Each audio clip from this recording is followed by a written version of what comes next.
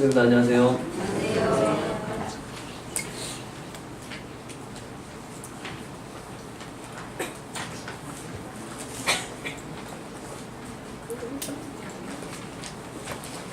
화면 보이시죠?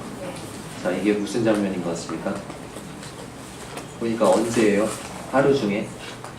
밤이죠. 밤인데 오른쪽에 있는 게 누군 것 같아요? 네, 하나님이죠. 하나님이 손가락으로 어디를 가리키고 있어요?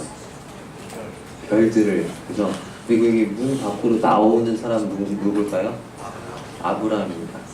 아브라함의 생애를 계속 하다가 지금 이단에 대한 교제를 해달라고 긴급 요청이 들어와가지고 저번에 이단에 대해서 했는데, 아브라함의 생애를 이번 시간에 또 세 번째 시간 계속 이어가도록 하겠습니다. 창세기 15장 5절 말씀이거든요. 이 부분이 같이 한번 읽어볼까요? 시작. 그를 이끌고 밖으로 나가 이르시되 하늘을 우러러 무뼈를 셀 수 있나 보라. 또 그에게 이르시되 내 자손이 이와 같으리라. 네. 자, 15장의 제목을 하나님과의 언약 이렇게 붙여봤는데요. 이게 이제 문답이라고 성경학자들은 창세기 15장을 문답이라는 제목을 붙이기도 합니다. 왜 그러냐면 15장의 구조가 뭐냐면 친한 두 친구가 조용히 이야기를 주거니 받거니 하는 그런 문답 구조로 되어 있기 때문에 그렇습니다. 근데 이 친한 두 친구가 누구예요? 한 명은 누구예요? 아브라함이에요. 또 한 명은 하나님과예요. 그러니까 하나님과 아브라함이 친한 그 두 벗이 주거니 받거니 조용히 이야기를 나누는 그런 구조예요. 14장에서는 약간 무슨 액션 영화처럼 막 그렇게 막 흥미진진한 그런 사건이 막 전쟁신이죠.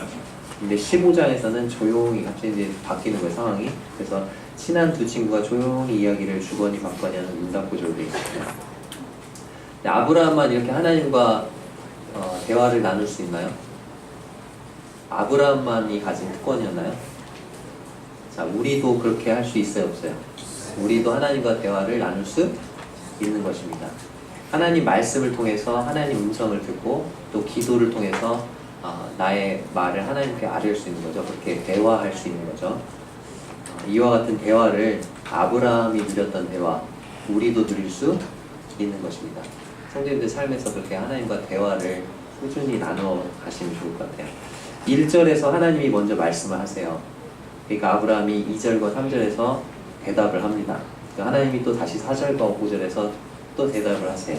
아브라함이 또 6절에서 대답을 합니다. 7절에서 하나님 말씀하시고 8절에서 아브라함이 말하고 이제 9절에서 26절까지 하나님께서 쭉 말씀하시는 이런 구조로 이렇게 대화가 오고 가는 그런 구조로 되어 있습니다. 자, 15장의 배경은요, 먼저 지금 14장에서 전쟁이 있었죠. 아브라함이 누구를 구출하러 갔죠? 네, 자기의 조카 롯. 소돔성에 살고 있었던 롯이 붙잡혀 가잖아요. 그 4명의 왕에게. 그래서 그 롯을 구출하기 위해서 전쟁을 치른단 말이에요. 근데 이제 전쟁에 참여하는 사람들이 겪는 후유증 아시죠? 1차 세계대전, 2차 세계대전을 겪었던 사람들이 어떤 트라우마, 어떤 심리적인 그런 후유증이 있어요. 사람이 죽어나가는 것을 보면서 아브라함도 그런 후유증이 있었을 것입니다.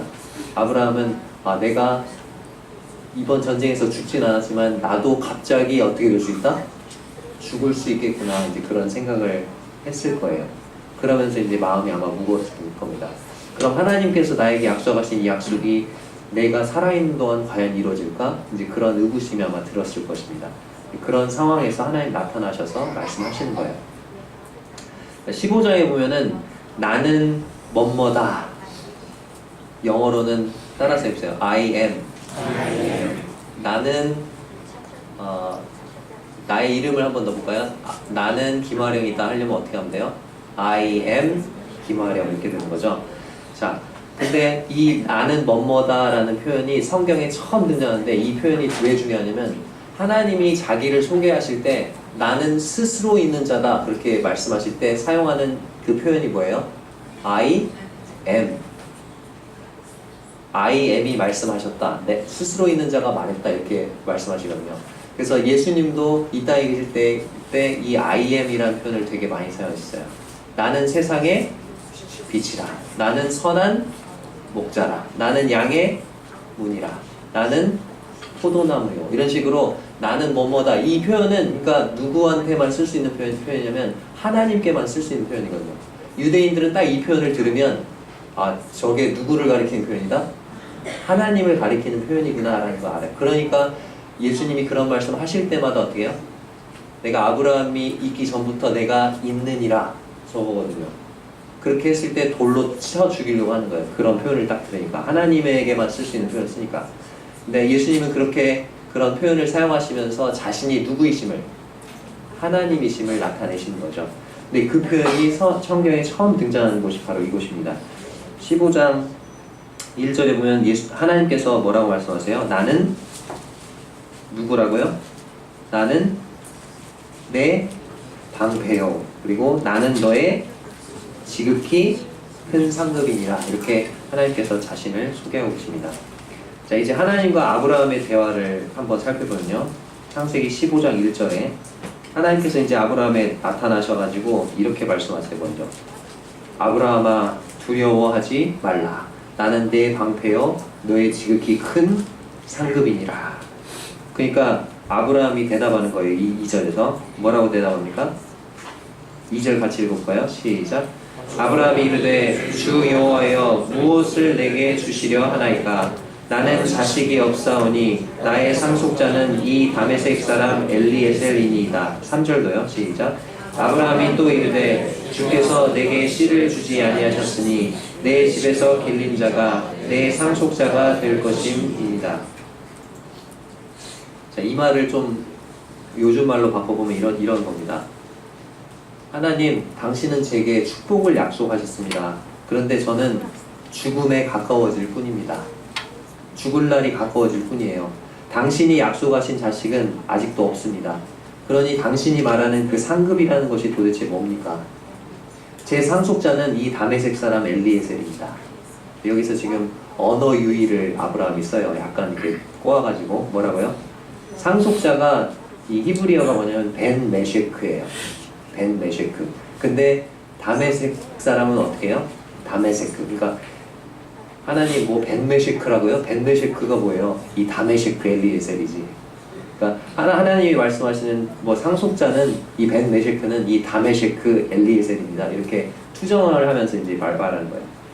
그러니까 하나님이 뭐라고 하세요? 그 사람이 네 상속자가 아니다.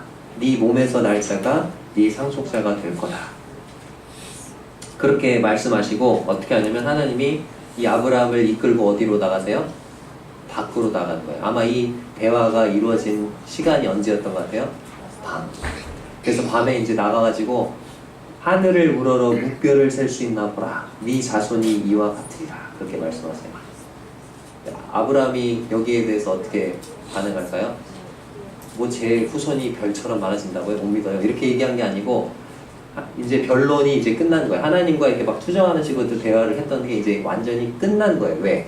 하나님이 뭘 보여주셨어요? 별들을 보여주시면서 내가 이 별들을 지었는데 내가 너에게 자식 하나 못 주겠니? 이렇게 얘기하시는 거예요. 내가 저 별들을 지었다니까? 내 말 못 믿겠어? 이렇게 말씀하시는 거예요. 이 전능하신 하나님이, 별들을 지으신 전능하신 하나님이 아이를 주시겠다고 약속하시는 거예요. 거기에 대해서 아브라함이 어떻게 반응했는지 6절에 나옵니다. 6절, 아주 15장 6절이 아주 중요한 구절이죠. 같이 한번 읽어볼까요? 시작. 아브라함이 여호와를 믿으니 여호와께서 이를 그의 의로 여기시고. 자, 아브라함이 여호와를 어떻게 했다고요? 믿으니. 이 믿으니, 믿음이라는 단어가 처음 등장하는 곳이 또 이곳입니다. 그래서 우리가 믿음이란 게 도대체 뭐냐, 그걸 살펴보기 원할 때 우리가 많이 찾아보게 되는 구절이 바로 뭐예요? 창세기 15장 6절이에요. 그래서 이 창세기 15장 6절이 로마서에도 또 갈라디아서에도 또 야고보서에도 또 인용이 되어 있어요. 믿음이란 과연 무엇인가? 우리가 가져야 하는 믿음이 도대체 뭔가를 보여주기 위해서 자주 이 구절을 인용합니다. 성경에. 근데 이 믿는다라는 말이 히브리어로 아만이래요. 아만. 따라서 해보세요. 아만. 근데 뭐랑 비슷하죠? 오, 머리 좋으시네요. 아멘하고 비슷하죠? 이 아멘이 어디서 나왔다? 아말에서 나온 거예요. 그러니까 하나님이 별들을 보여주시면서 내가 네 자손을 이렇게 할게. 그러니까 아브라함이 어떻게 말한 거예요? 뭐라고? 아멘 한 거예요. 네, 하나님 그 말 믿습니다. 당신이 그 약속을 이루실 줄 제가 믿습니다. 그렇게 얘기한 거랑 똑같은 거예요. 이 믿으니라는 말이. 근데 여기 보니까 아브라함이 여호와를 믿으니 여호와께서 이를 그의 의로 여기셨다고 되어 있죠. 하나님께서 아브라함의 무엇을 의로 여기셨습니까? 믿음을. 그래서 여기서 이신칭의라는 말이 나오죠. 이가 뭐냐면 써이자 뭐뭇으로써, 그 다음에 신은 뭐죠? 믿을 신. 그러니까 믿음으로써 칭할 칭한다는 거죠. 의는 뭐예요? 옳을 의 또는 의로울 의. 그러니까 믿음으로써 의롭다 칭하는 거예요. 하나님께서 우리를 의롭게 칭하실 때 뭘 보고 의롭게 칭하시는 거예요? 우리의 행위를 보고요? 우리의 믿음을 보고 의롭다 칭하시는 거죠. 이 말이 여기서 처음 등장하는 거죠. 자, 그러면서 이제 하나님께서 뭐라고 하냐면 나는 이 땅을 내게 주어 소유를 삼게 하려고 너를 갈대아인의 우르에서 이끌어낸 여호와니라. 자, 갈대아 우르에서 이끌어내신 아브라함을 이끌어내신 그 하나님이 나중에는 이제 출애굽기에 가서는 누구를요? 이스라엘 백성을 어디서? 애굽 땅에서 이끌어내시죠. 하나님이 여기서는 아브라함이라는 개인을 이끌어내시는데 출애굽기에 가서는 누구를요? 이스라엘 민족을 이끌어내시죠. 우리는요? 우리는 어둠 가운데서 불러내셨죠. 그래서 하나님의 백성, 교회로 삼으신 거죠. 비교해 보면 재밌습니다. 자, 그러니까 아브라함이 뭐라고 하냐면 이 땅을 소유로 삼게 한다고 하시니까 주 여호와여 내가 이 땅을 소유로 받은 것을 무엇으로 알리까? 그렇게 말하죠. 8절에서. 그러니까 9절에서 하나님께서 야, 그러면 3년 된 암소와 암염소, 순양, 그리고 산비둘기와 집비둘기 새끼를 가져와라. 그렇게 말씀하시는 거예요. 왜 이 짐승들을 가져오라 했냐면 당시에는 이 계약을 맺을 때 이 사람과 이 사람이 계약을 맺는다. 우리는 계약서에다가 사인하고 도장이나 사인을 하잖아요. 그 당시에는 어떻게 했냐면 계약을 맺을 때 이 사람과 이 사람이 계약을 맺을 때 짐승을 가져다가 짐승을 어떻게 하면 쪼개요. 반으로 쪼개놓고 그것을 이렇게 길을 만들어요. 그리고 거기를 어떻게 해요? 지나가는 거예요. 누가? 둘 다 지나가는 거예요. 둘 다 지나가는 것이 뭘 의미하냐면 이 계약을 지키지 않으면 어떻게 된다? 이 짐승처럼 될 거야 라는 말이에요. 죽는다. 그러니까 이 계약을 꼭 지켜라 그런 얘기예요. 자, 하나님께서 야 이거 준비해 그랬어요. 그러면은 아브라함의 성격상 하나님이 뭔가 말씀하시잖아요. 그럼 아브라함은 뭐 아침, 점심 놀다가 저녁 늦게부터 이제 좀 한번 순종해볼까? 그러면서 저녁 때 준비하는 스타일이에요? 아니면 아브라함은 아침 일찍 일어나서 하는 스타일이에요? 자, 이삭을 제물로 바치라 딱 말씀하시니까 아브라함이 어떻게 했죠? 나귀의 안장을 언제 지었어요? 아침 일찍. 그죠? 아브라함의 성격상 아마도 이런 그 짐승들을 언제부터 준비했을 것이다? 아침 일찍부터 준비를 했을 거예요. 그리고 다 쪼개놓고 이제 하나님 오셔가지고 계약을 하기만 기다렸을 것입니다. 근데 하나님이 아침부터 다 쪼개놓고 기다리고 있는데 아침에도 안 나타나시고 점심 먹고도 안 나타나시고 계속 안 나타나시는 거예요. 언제까지? 밤이 될 때까지 안 나타나시는 거예요. 하나님과 계약을 체결하기까지 꼬박 하루가 지나간 거예요. 이게 뭘 보여주냐면 하나님의 약속은 확실하죠. 분명히 이루어지죠. 근데 그 일이 성취될 때까지는 오랜 시간이 걸릴 거라는 걸 보여주는 거예요. 아브라함의 후손이 큰 민족이 돼서 별과 같이 그리고 되고 또 약속된 땅을 소유할 때까지 수백 년이 걸릴 것이다.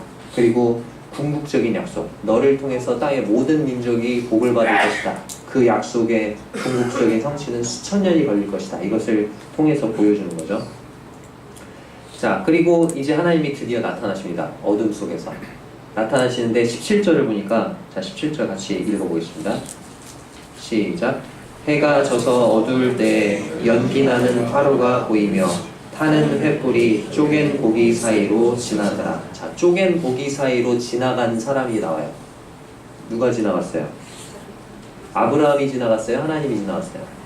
하나님이 지나요. 하나님 보이지 않죠? 그러니까 하나님이 보이는 형상으로. 자, 여기 보니까 뭐라고 되어 있어요?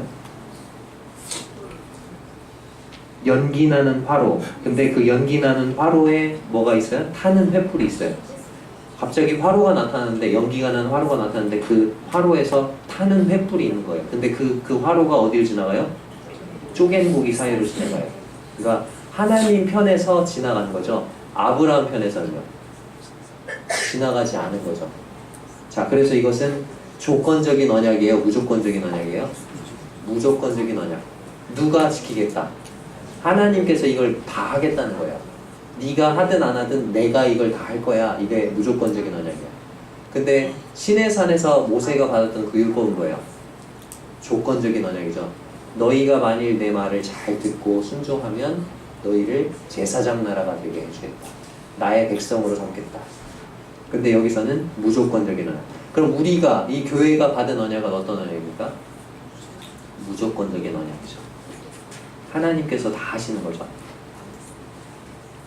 자, 그리고 18절에 보면은 그날에 여호와께서 아브람과 더불어 언약을 세워 이르시되 내가 이 땅을 애굽 강에서부터 그 큰 강 유브라데까지 내 자손에게 주노니. 하나님께서 어디서 어디까지 준다고 했어요? 땅을? 아브라함의 후손에게 애굽 강에서부터 큰 강 유브라데까지. 이 애굽 강이 뭐냐면 애굽 와디라고 해서 비가 막 쏟아지면 그때만 흐르는 강이에요. 와디라는 건 간헐천이라고 하는데 애굽 시내라고도 성경에 번역이 되어 있고, 실제로 이 와디의 이름이 뭐냐면 와디 엘 아이리심이래요. 저도 가본 적은 없어요. 근데 아무튼 그 강부터 큰 강 유프라테스 강까지 그 땅을 다 주겠다. 근데 이스라엘이 이 땅을 소유한 적이 있다 없다? 지금까지? 없다. 언제 성취될까요? 네, 예수님이 오셔서 천년 왕국 때 이스라엘 땅이 그만큼 넓어진다는 거죠. 어디서 어디까지면 여기서부터, 자, 여기 보면은 여기가 지금 애국강이에요.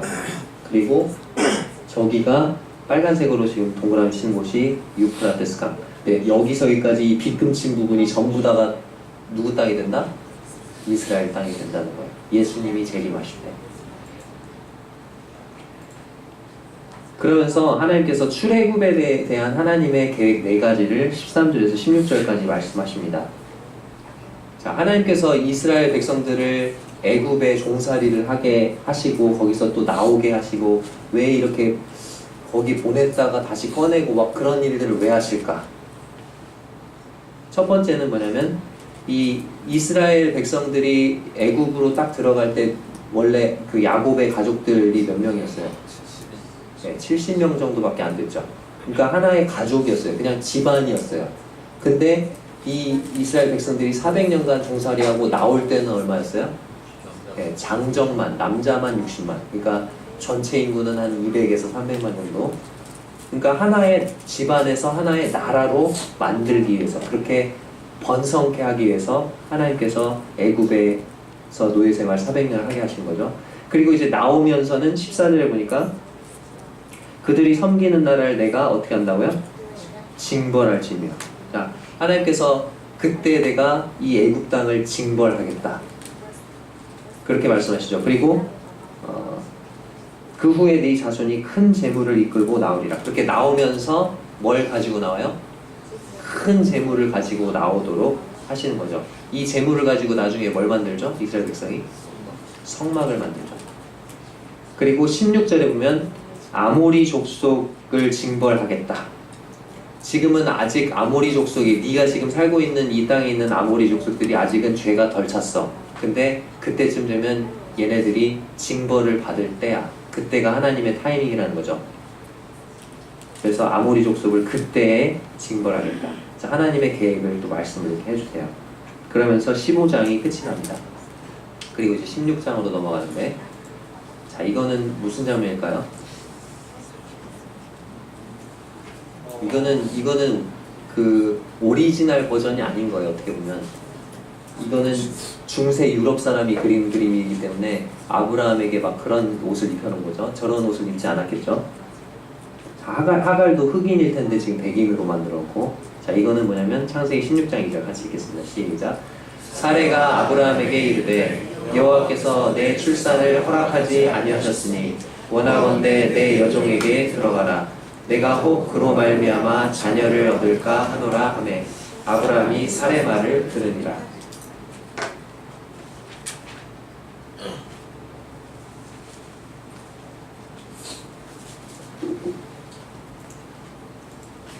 (16장) 16장의 그 키워드는요, 16장에서 키워드는 기다림, 인내입니다. 기다림과 인내가 있었다면 어려운 이 일이 일어나지 않았을 거예요. 근데 기다림이 없었고 인내라는 단어가 여기 찾아볼 수가 없어요. 문제의 시작은 이렇습니다. 1절에 보면은 누가 나와요? 아브라함의 아내 사레는 출산하지 못하였고 그에게 한 여종이 있으니 어디 사람이요? 애굽 사람이요. 이름은 뭐라고요? 하갈. 그래서 애굽 사람 하갈이 나오죠. 이 하갈을 언제 얻죠? 아브라함이 가나안 땅에 딱 도착하자마자 기근이 있었어요. 그 기근을 피해서 간 곳이 어디였어요? 애굽. 가면서 자기의 아내를 누구로 속여요? 누이로 속이죠. 그러면서 거기서 막 아무튼 막 힘든 일을 겪고 나올 때 많은 종들을 또 많은 선물을 얻어가지고 나오는데 그 종들 가운데 누가 있어요? 하갈이 있었던 거예요. 그래서 애굽에 갔다가 오면서 세상 기웃기웃 하다가 얻었던 게 바로 뭐예요? 애굽 사람 하갈인 거죠. 자, 또 다른 문제가 뭐냐면 2절에 나와 있어요. 사례가 뭐라고 하냐면 여호와께서 내 출산을 허락하지 아니하셨으니 함부로 단정지어요. 자, 하나님께서 사라의 출산을 허락하지 아니하셨습니까? 앞으로 허락하실 거잖아요. 근데 허락 안 했어. 이제 난 아이 못 낳을 거야. 이렇게 단정을 딱 지어버린 거예요. 그리고 또 다른 문제가 2절에 나오는데 이제 그러면서 하갈에게 들어가라. 그래서 하갈을 통해서 자녀를 내가 얻을 수 있게 해달라. 그러니까 맨 마지막에 아브라함이 누구의 말을 들었다고요?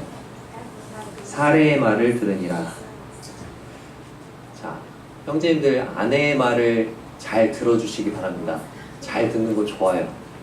잘 들어주시고 고민도 잘 들어주시고 어떤 의견 같은 거 요청하는 거 잘 들어주시기 바랍니다. 근데 중요한 게 있어요. 아내의 말을 잘 들어주는 거 좋은데 뭐 그런 얘기했죠.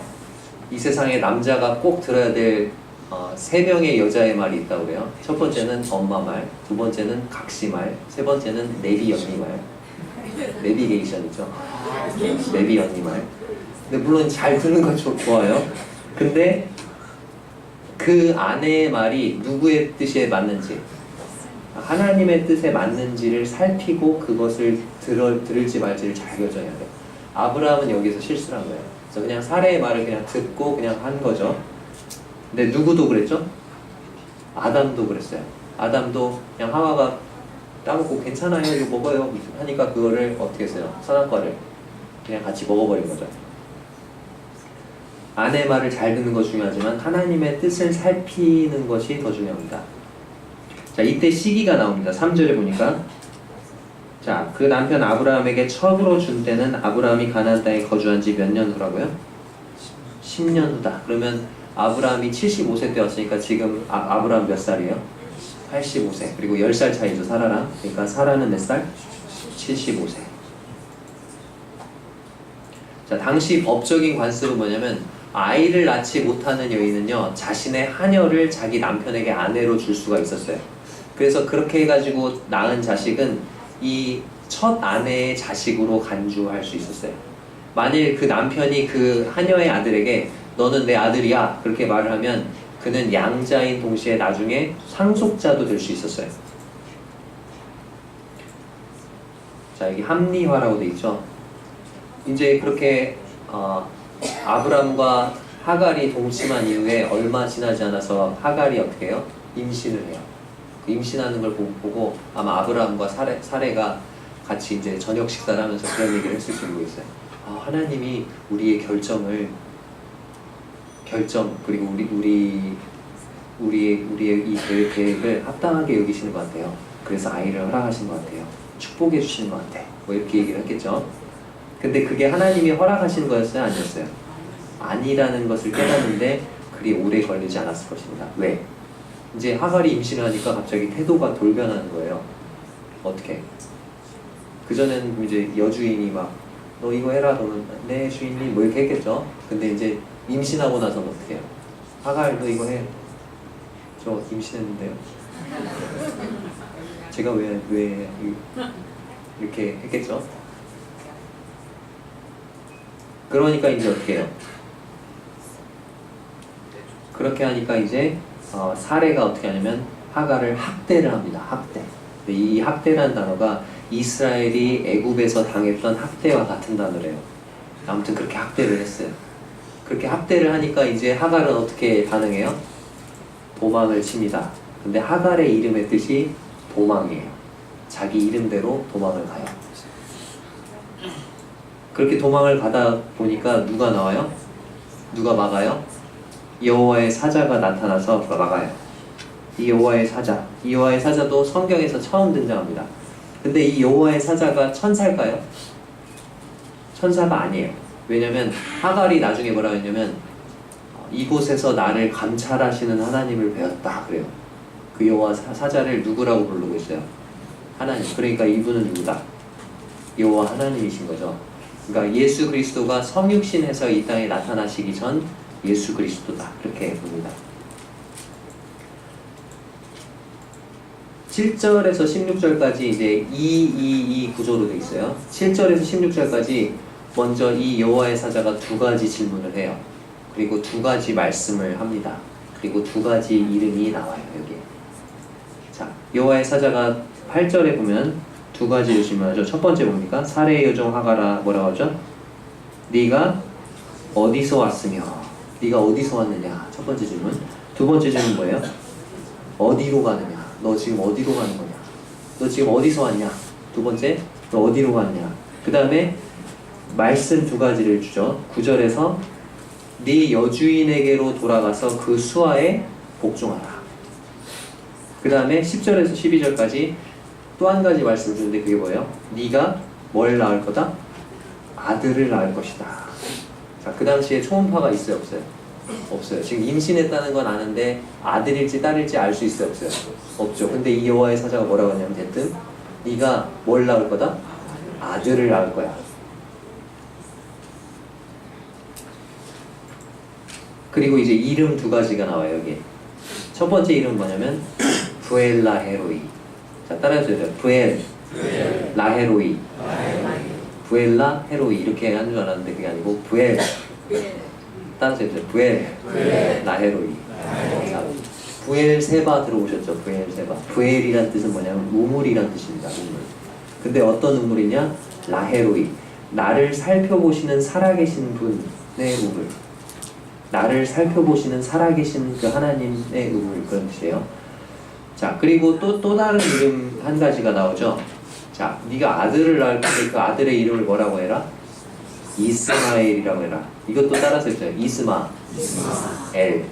엘은 뭘까요? 벳엘. 엘은 뭐예요? 하나님. 이스마는 들으신다는 거예요. 그러니까 하나님께서 들으신다. 근데 여기서 하나님께서 하갈에게 주셨던 이 두 가지 이름, 이 두 가지 이름에서 하나님이 어떤 분인지 우리 알 수 있죠. 자, 첫 번째 하나님 어떤 분이십니까? 나를 살펴보시는 하나님. 나의 고통과 고민과 처지와 어려움을 다 살펴보고 계시는 하나님. 두 번째는 뭐예요?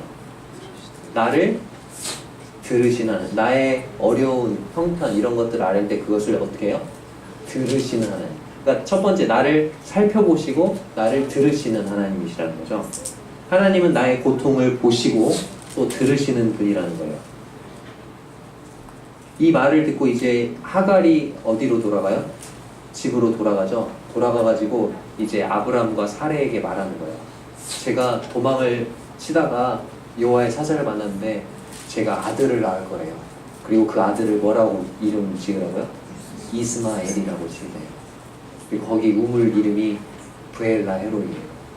그러니까 그 말은 뭐냐면, 그러니까 돌아와가지고 하갈이 간증하는 거예요. 아브라함하고 사레한테. 이 아브라함과 사레는 종이라고 멸시했었잖아요, 이 하갈. 근데 멸시하던 그 종이 돌아와가지고 학대하던 그 종이 돌아와가지고 간증하는 거죠. 제가 여호와의 사자를 만났는데 두 가지 이름 주셨어요. 하나님이 어떤 분이시다? 우리 고통을 살펴보시는 분이래요. 두 번째는 하나님이 나의 고통을 들으시는 분이래요. 근데 그 간증을 들었을 때 아브라함과 사레는 어땠을까요? 마음속으로 부끄러웠겠죠. 책망을 받았던 거죠. 왜? 아브라함과 사레는 지금 아이 낳지 못하는 이 고통을 하나님이 어떻게 할 거라고 생각 안 했어요? 그걸 보고 계신다고 생각 안 했고 들으신다고 생각 안 하는 거예요. 그래서 자기들 방법으로, 육신적인 방법으로 그거를 해결을 하려고 했던 거죠. 근데 이 하갈이 와가지고 그런 얘기 하는 거예요. 자기들이 정말 낮게 여겼던 그 하갈이. 우리도 그런 경험이 있지 않습니까? 어리다고만 생각했던 학생, 형제, 자매들 또는 청년들이 앞에 나와서 간증하는데 그게 내 마음을 망치로 땅 치는 것처럼 울리는 그런 때 있어요, 없어요? 그러잖아요.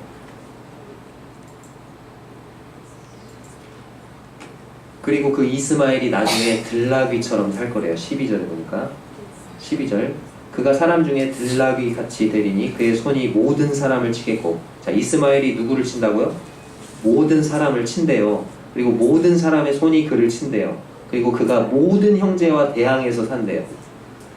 자, 이스마엘은 나중에 어떤 족속의 조상이 됩니까? 아랍 족속. 지금 이스라엘 주변에 있는 그 중동 국가들 있죠? 그 조상이 되는 거예요. 이 이스마엘이. 지금 막 무시무시한 IS 뭐 이런 것들 다 누구예요? 이스마엘에서 온 거예요. 그러니까 아브라함이 그때 잘못된 선택을 하지만 않았어도 그런 문제가 있었을 거다, 없었을 거다?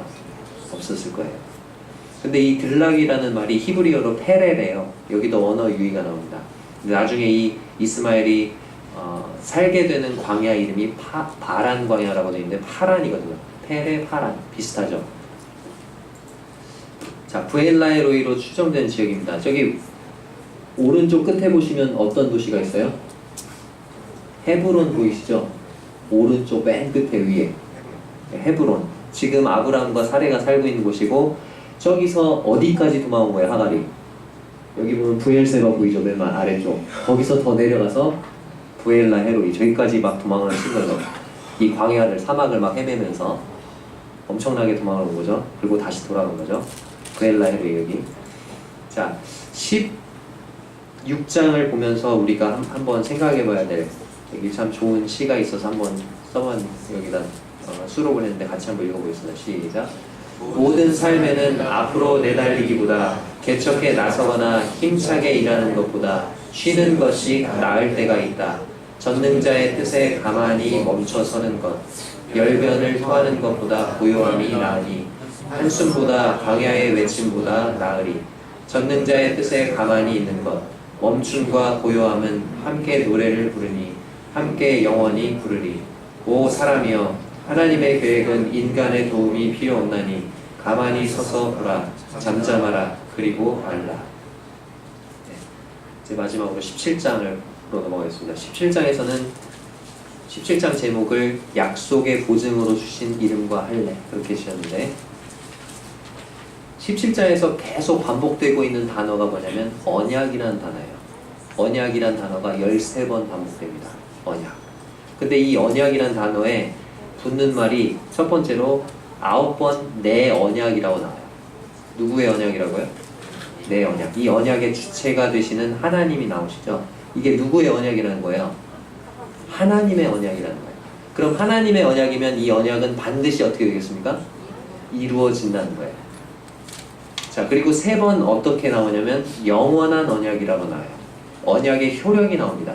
그러니까 이 언약은 효력이 어떻다? 영원하다. 이 언약은 변할 수 없다. 그걸 말하는 거죠. 그리고 마지막 한 번, 나와 너희 사이의 언약이라는 표현이 나옵니다. 언약의 객체가 나오죠. 이 언약을 하나님과 맺는 대상이 누구예요? 너희. 아브라함의 후손을 포함하는 너희라는 거예요.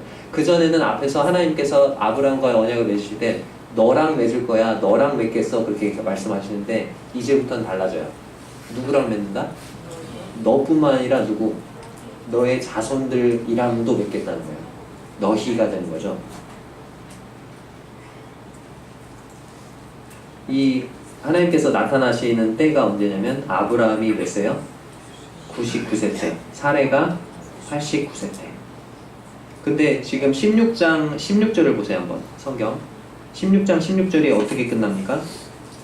하갈이 아브라함에게 이스마엘을 낳았을 때 아브라함이 몇 세였다고요? 86세였더라 하고 나서 17장 1절로 딱 가는데 아브라함이 몇 세 때라고 되어 있어요?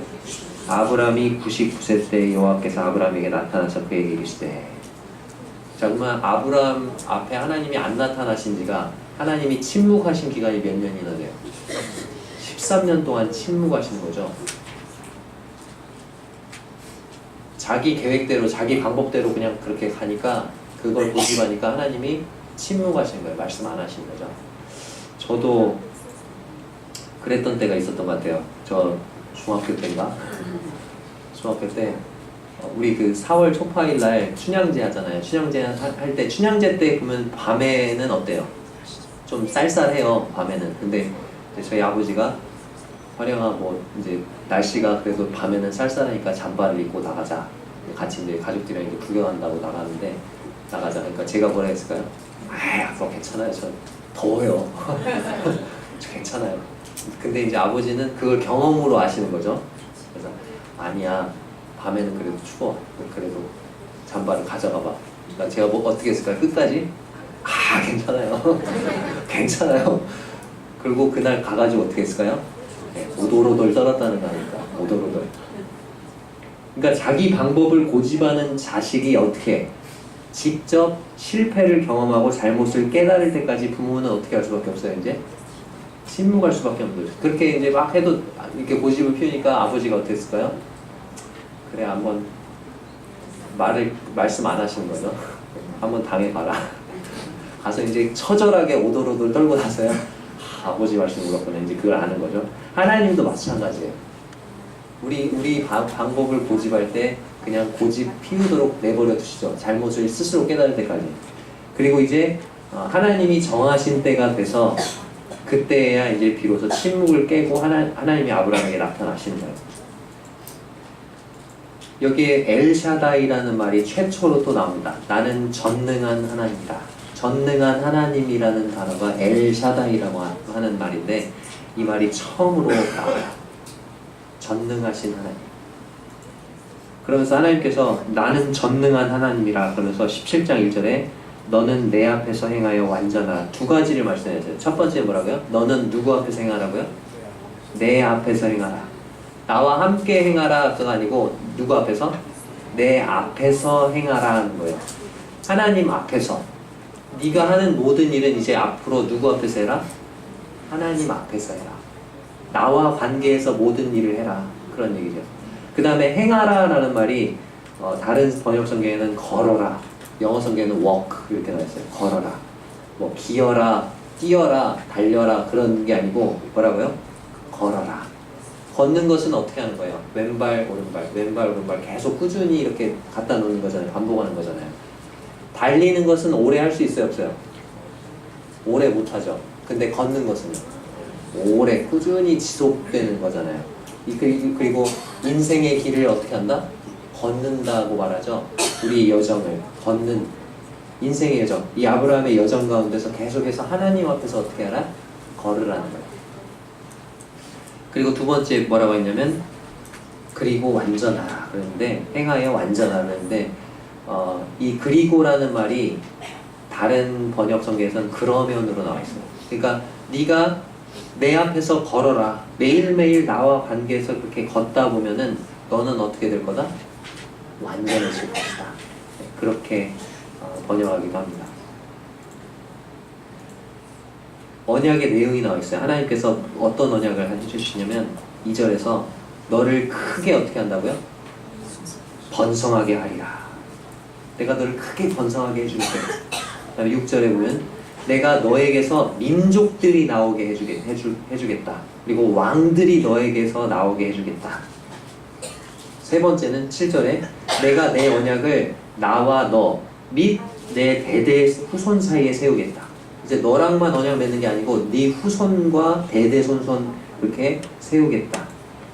그리고 7절과 8절에 보면 내가 너와 내 후손의 하나님이 되겠다. 그리고 8절에는 내가 너와 내 후손에게 네가 거류하는 이 땅, 네가 지금 살고 있는 이 땅, 이 가나안 온 땅을 주어서 영원한 기업이 되게 하겠다. 그렇게 언약을 해주세요. 그렇게 약속을 해주시는 거죠. 그리고 그 약속의 보증으로 하나님께서 두 가지를 주십니다. 자, 여기 보니까 제목이 뭐였어요? 약속의 보증으로 주신 이름과 할례. 하나님께서 이런 언약을 내가 약속 이거 지킬게 그러면서 두 가지를 보증으로 주시는데 첫 번째는 뭐예요? 이름을 주세요. 두 번째는 뭘 주세요? 할례를 주세요. 첫 번째 이름을 주시는데 야, 너 아브람, 너 이름 지금 아브람이지? 아브람이라고 하지 말고 이제 뭐라고 고쳐라? 아브라함이라고 고쳐라. 아브람이라는 뜻은 높임받는 아버지라는 뜻인데 그거를 어떻게 고치라고요? 많은 무리의 아버지로 지어라. 그렇게 고치라는 거죠. 그 다음에 네 아내 이름이 지금 사레지. 사레라는 뜻은 공주 또는 다투는 자. 사레 잘 다투죠? 내가 내 여종을 당신 품에 두었거늘 어찌 이럴 수가 있어요. 그래서 아브라함과 잘 다투잖아요. 이 다투는 자 사레였는데 이 이름을 뭐라고 바꿔라? 사라라고 바꿔라. 사라라는 뜻은 여주인, 왕비, 많은 무리의 어머니라는 뜻이잖아요. 왕비라는 뜻이 그죠? 그렇게 바꾸라는 거예요. 이름을. 근데 이 이름을 개명한 때가 몇 살 때다? 아브라함 몇 살 때? 99세 때. 아브라함 지금 아들 몇 명 있어요? 이스마엘 하나 낳았잖아요. 그리고 이제 아들을 낳을 가능성이 있어요, 없어요? 이제 앞으로 99세 됐다니까요. 사례가 몇 살? 89세. 이제 포기한 거예요. 더 이상 애기 못 낳는다고 포기한 그런 나이거든요. 근데 이름을 뭐라고 고치라고요?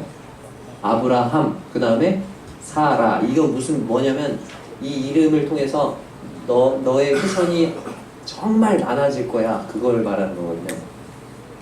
그렇게 아브라함이 99세 때 이제 자기 이웃들에게 저 이제 제 이름 바뀌었어요. 저 아브람 아니고 아브라함이에요. 아브라함이라고 불러주세요. 저 사레 아니에요. 사레라고 하지 말고 이제 저를 뭐라고 불러주세요? 사라라고 불러주세요. 저희 아이들 많이 낳을 거예요. 저희들을 통해서 후손이 많아질 거예요. 그 얘기거든요. 그랬을 때 다른 사람들이 어떻게 했을까요? 비웃고 완전히 뭐 자식의 눈이 멀었다. 그렇게 아마 비웃었을 수도 있어요. 사람들은. 근데 이제 그렇게 이름을 고치고 나서 사람들이 이제 아브람과 사레를 뭐라고 불러요? 아브라함 안녕하세요. 사라 안녕하세요. 이렇게 불렀을 거 아니야. 사람들이 자기들의 이름을 부를 때마다 아브라함과 사라는 비록 자기들 처지를 보면 아이를 낳을 수 있어 없어요? 없지만 하나님이 분명히 이 아브라함과 사라를 통해서 아들을 주실 것을 계속해서 어떻게 했을까요? 기억했을 거예요. 그 이름 불러줄 때마다 하나님의 약속을 기억했을 겁니다. 그리고 하나님께서 그 이름을 바꿔주시고 또 한 가지를 주세요. 두 번째 뭘 주세요? 할례. 자, 할례를 뭘로 주신다 하면 언약의 표징으로 줬다. 표징이라는 말을 쉽게 말하면 표시. 언약의 표시로 준 거다. 영어로는 sign 이렇게 되는데 하나님과 언약 관계에 있다는 표시로 준 건데요. 대상이 누구예요? 너희 중에 있는 모든 남자. 자, 너희 중에 있는 모든 남자. 그러니까 여자는 할례를 받아야 안 받아요? 안 받는 겁니다. 근데 지금 이슬람에서는 여자한테도 어때요? 할례를 주기도 하죠. 잘못된 거예요. 할례는 누구한테 주는 거다? 남자한테 주는 거다. 그리고 너희 중에 있는 모든 남자였으니까 그 아브라함과 함께 살고 있는 이방인들이라든지 종들도 어떻게 해야 돼요? 받아야 되는 거다. 자, 시기가 나와 있어요. 할례를 언제 주라고 했어요? 난지 8일 만에. 태어난 지 며칠? 8일째 되는 날 줘야 된다. 근데 또 이것을 이제 연구하신 분이 있어요. 박사님이 계신데 스칸질로라는 박사님이 이거를 연구를 왜 8일일까? 그래서 막 이제 연구를 해보니까 많이 들으셨죠? 선생님 기억나시나요? 해보니까 언제 이 8일째 아기가 딱 태어나서 8일째 되는 날 피가 났을 때 그 피가 어떻게 된다? 잘 그치고 잘 굳는다는 거예요. 그러니까 혈액 응고 단백질이 가장 많이 나올 때가 언제다? 8일째 되는 날이더라. 근데 만약에 이틀이나 3일째 되는 날 할례를 했어. 그럼 어떻게 돼요? 아기가 피가 안 멈추는 거예요. 그래서 죽을 수 있는 거죠. 그리고 이제 그 혈액 응고 단백질 수치가 성인이 100이라면 이 8일째는 120 정도가 나와요. 114%. 그리고 나서 이제 서서히 줄어가지고 평생 100%를 유지를 한다고 그래요. 하나님이 우리 몸을 누가 만드셨어요? 하나님이 만드시니까 이렇게 잘 아시니까 8일 만에 하라고. 그래서 이 8일째 되는 날이 안식일일지라도, 안식일에는 보통 아무 일도 안 하잖아요. 모든 것을 다 하지 않잖아요. 근데 8일째 할례 하는 날이 8일째인데 그때가 안식일이 걸려도 어떻게 한다? 할례는 합니다. 자, 방법이 뭐죠? 할례는 포피 또는 양피를 베는 거죠. 오늘날에 뭐예요? 남자들 받는 포경수술입니다. 포경수술을 하라는 거죠. 근데 하나님께서 야, 할례라는 걸 줄 건데 할례를 너희 머리를 다 밀어 이렇게 말씀하지 않았죠. 문신을 새겨라 안 했고 새끼손가락을 잘라라 뭐 그렇게 말씀하지 않았어요. 자, 그렇게 하면은 다른 사람들이 다 어떻게 할 수 있죠? 머리를 밀거나 뭐 새끼손가락을 잘라버린다든지 아니면 문신을 새기면 다른 사람들이 다 어떻게 할 수 있어요? 다 볼 수 있어요. 아, 저 사람 할례 받은 사람이네. 근데 그게 아니고 이 포경수술은 다른 사람들이 볼 수 있어요, 없어요? 옷을 입고 있는 이상 볼 수 있어요, 없어요? 볼 수 없어요. 누구와 누구만 알아요? 하나님과 그 할례 받은 사람만 아는 개인적인, 하나님과 개인적으로 맺는 언약 관계에 대한 표시인 거예요. 자, 그 의미는 뭐예요? 이 할례의 표시를 볼 때마다 아마 옷을 갈아입거나 뭐 목욕을 한다든지 또는 형제님들 같은 경우는 뭐 화장실에 가서 소변을 놓을 때 뭐 이럴 때 화장실 갈 때마다 보겠죠. 그런 할례의 표시를. 그 할례의 표시를 볼 때마다 아브라함과 그의 후손들은 뭘 생각하는 거예요? 그래, 나는 할례 받은 사람이야. 나는 하나님과의 언약을 맺은 사람이지. 나는 이 주변에 있는 가나안 족속과는 다른 사람이지. 나는 이 족속들과는 구별된 사람이지. 그래서 구별된 삶을 하나님 앞에서 살아야 되는 사람이지. 약간 뭐랑 비슷해요? 우리 받은 거. 침례랑 비슷하잖아요.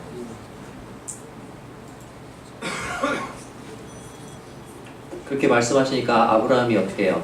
야, 너 이름을 아브라함이라고 붙여. 사레라고 하지 말고 사라라고 붙여. 그러니까 아브라함이 웃죠. 웃으면서 뭐라고 해요? 아이, 하나님 됐습니다. 저희 나이가요? 안 돼, 안 돼. 그러면서 뭐라고요? 이스마엘이나 하나님 앞에 살기를 원합니다. 그렇게 얘기를 해요. 그러니까 이제 아브라함은 그 전에 이스마엘 낳을 때만 해도, 그때만 해도 어떻게 할 수 있다? 내 힘으로 아들을 낳을 수 있다, 없다? 있다고 생각을 했었죠. 근데 13년이 지나고 이제 99세가 되니까 이스마엘이나 하나님 살게 저 안 돼요, 이제요. 제가 아무리 노력해도 할 수 없어요. 그러니까 13년이 지난 동안에 아브라함은 자신의 후손이 이스마엘을 통해서 나올 거라고 생각한 거예요. 사라를 통해서 후손 갖는 것은 이제 완전히 어떻다? 불가능하다라고 생각하게 된 거죠. 이제 아브라함이 완전히 내려놓고 포기했을 때, 그때야 비로소 하나님이 어때요? 그때 일하시는 거예요. 왜? 그래야 아브라함이 내가 내 힘으로 했어요 라고 말할 수 없게. 내 힘이 아닌 누구의 힘으로 했다? 하나님의 힘으로 이것은 온전히 되어집니다. 우리도 그렇잖아요. 구원받을 때 내 힘으로 할 수 있어요? 그럼 구원 못 받아요. 저희 힘으로는 도저히 할 수 없습니다. 이 죄인을 불쌍히 여겨주세요. 하나님이 저를 구원해 주시지 않으면 저 구원받을 수 없습니다. 그렇게 내려놓을 때야 비로소 하나님 일하시기 시작하시나요? 구원하시잖아요. 근데 하나님께서 뭐라고 했어요? 아니다. 네 아내 사라가 너에게 아들을 낳을 건데 너는 그 이름을 뭐라고 해라? 이삭이라고 해라. 너 지금 방금 웃었지? 웃음이라고 이름 지어. 내가 그와 내 언약을 세울 거야. 그의 후손에게 영원한 언약이 될 거야. 자, 이 이삭이라는 이름은 이제 이 아브라함이 내가 그때 하나님 말씀 듣고 웃었었지. 그것을 계속 생각나게 했죠. 내가 감히 하나님 앞에서 웃다니, 하나님 말씀 앞에. 근데 동시에 그 잘못된 웃음인 동시에 또 동시에 어떤 게 생각이 나는 거예요? 동시에 오랫동안 기다렸던 그 아들을 이삭의 출생으로 아브라함과 사라가 어떤 웃음을 지어 이제? 기쁨의 웃음을 웃는 거죠. 그리고 이제 12달쯤 후에 이 가정은 웃음을 맞이하게 되는 겁니다. 그죠? 이삭. 하나님께서 그리고 이스마엘을 얘기를 하니까 아브라함이 이스마엘은 살게 해주세요 이렇게 하니까 이스마엘에 대해서도 약속해주세요. 이스마엘이 12두령을 낳을 거다. 12아들. 근데 그것이 하나님께서 그렇게 약속을 해주셨는데 그게 그대로 어떻게 돼요? 25장에 가서 이루어져요. 이스마엘이 몇 명의 아들을 낳았을까요? 12아들을 낳을 거다. 지금 여기 17장에서 말씀을 하셨는데 25장에 가서 이스마엘이 11명을 낳았을까요? 13명을 낳았을까요? 하나님이 12명 낳는다고 하면 몇 명 낳는 거예요? 12명을 낳는 거예요. 12두령의 이름이 그대로 기록이 됩니다. 그리고 23절에서 27절에 보면은 자 23절을 같이 읽겠습니다. 23절 시작. 이에 아브라함이 하나님이 자기에게 말씀하신 대로 이날에 그 아들 이스마엘과 집에서 태어난 모든 자와 돈으로 산 모든 자 곧 아브라함의 집사람 중 모든 남자를 데려다가 그 포피를 베었으니.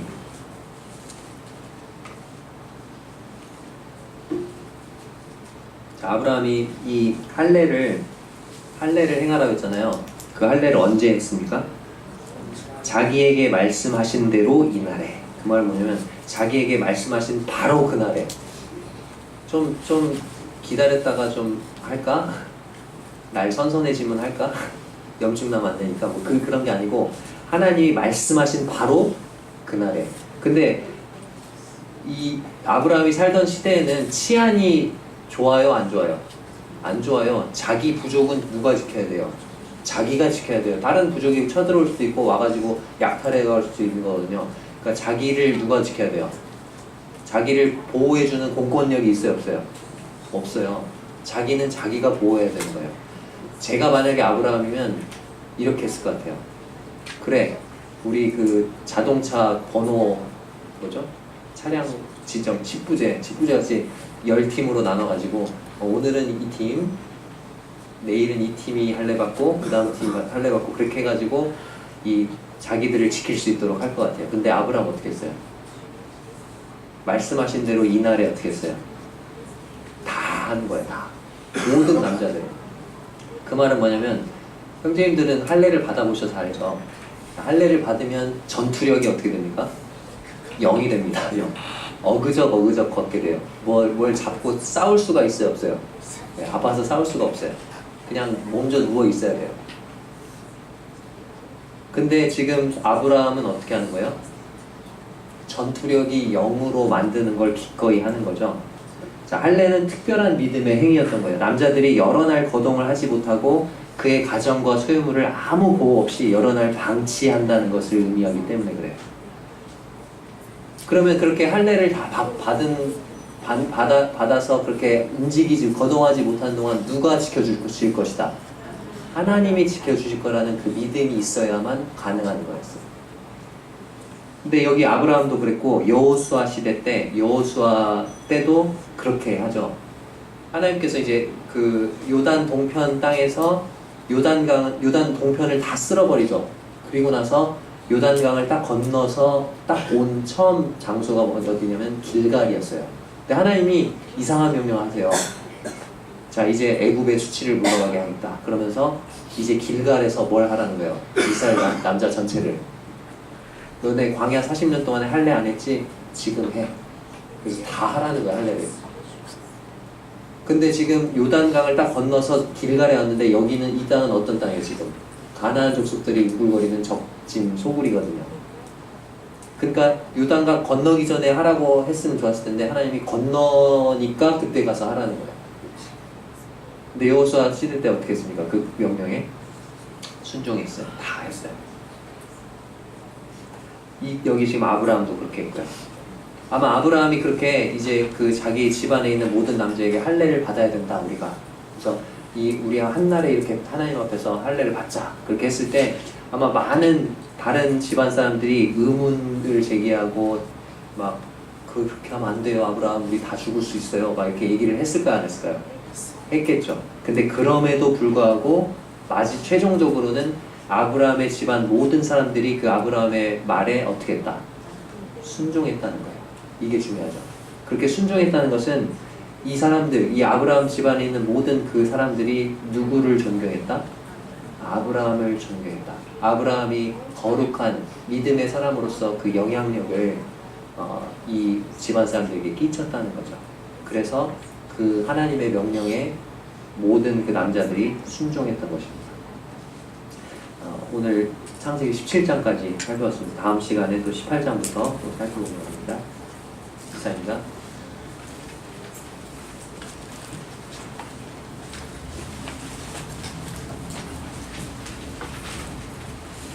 네, 말씀 감사드립니다. 전 세계 인구 중에 약 3분의 1 이상이 아브라함의 자손이라고 이렇게 주장을 한답니다. 유대인이 그렇고 무슬림이 그렇고 기독교인들이 그렇습니다. 그런데 성경에서는 이렇게 말하고 있죠. 갈라디아서 3장에 보면 이런 말씀이 있습니다. 믿음으로 말미암은 자들은 아브라함의 자손인 줄 알지어다, 이런 말씀이 있는데, 우리가 그 믿음의 대를 따라서, 아브라함의 대를 따라서 이렇게 살고 있는 영적인 아브라함의 자손인 것을 알 수가 있습니다. 말씀에 감사드립니다. 주간 새 소식 전해드리겠습니다. 1번입니다. 9월 7일부터 9일까지 서울 북북교회 나상일 형제님을 모시고 성도 집회가 있습니다. 주일 오후에 2시간, 말씀 오전에 2시간, 예찬 후에 질의응답 시간 1시간이 이렇게 잡혀 있습니다. 각 부서 교사님들과 학부모님들께서 참고하시고 이 시간에 함께 해주시면 감사하겠습니다. 2번입니다. 9월 5일 이번 주 수요일입니다. 수요일 집회 시간에 우리 학생부에서 찬양의 밤이 준비되어 있습니다. 요즘에 학생들 교회에서 열심히 준비하고 있는데요. 수요일날 참석하셔서 함께 격려해 주시고 또 찬양을 통해서 힘과 위로를 얻는 시간이 되시길 바랍니다. 뒤에 프랭카드 개첨되어 있죠? 근데 집회 시간이 좀 일찍 시작합니다. 평소에는 8시에 시작하는데 이날은 7시 45분부터 찬양이 이렇게 시작이 된다고 하니까 평소보다 좀 일찍 오셔가지고 그 찬양의 밤을 같이 참여해 주시면 감사하겠습니다. 좀 일찍 오시면 좋을 것 같습니다. 3번입니다. 제가 그 9월 16일에 정읍 금북교회를 방문합니다. 뭐 초청을 받은 건 아니고요. 어머니가 교회를 그리워하셔가지고 어머니께서 이제 저 금북교회 출신이다 보니까 그리워하셔가지고 오시고 가려다 보니까 그쪽 장로님께서 말씀을 전해라. 저는 안 된다. 서로 실갱이 하다가 3번까지 됐습니다. 이렇게 참고하시면 될 것 같습니다. 4번 9월 8일 이번 주 토요일입니다. 전주 기린로 교회에서 교사들을 위한 교회학 교사들을 위한 성경 세미나가 있습니다. 각자 신청해야 되는 것 같습니다. 5번입니다. 안병환 선생님께서 지난번에 그 말씀하셨던 라오스의 그 홍수 피해를 위해서 허루